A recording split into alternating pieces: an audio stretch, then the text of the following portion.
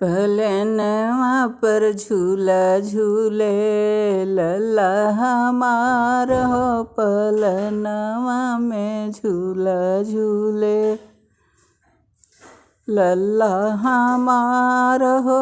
पलनवा में झूला झूले नाही सासु देवता पूजा नाही सासु ने गले नाही सासु देवता पूजा नाही सासु ने गले होरी लवा के नाना मांगे सासु हमार हो। होरी लवा के नाना मांगे सासु हमार हो।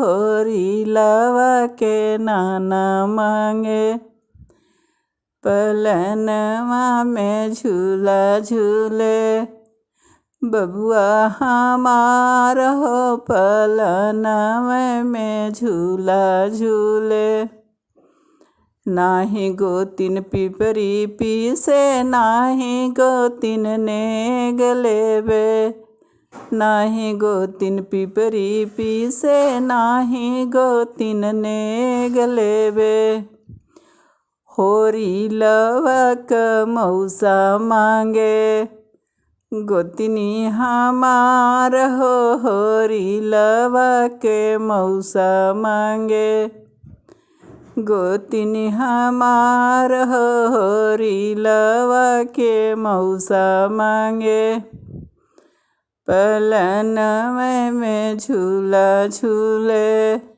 लल्ला हमार हो। पलनवा में झूला झूले नाही ननद थाली पीटे नाही ननद ने गलेबे नाही ननद काजल डाले नाही ननद ने गलेबे होरी लवे का मामा मांगे ननदी हमार हो। होरी लवा का मामा मांगे ननदी हमार हो।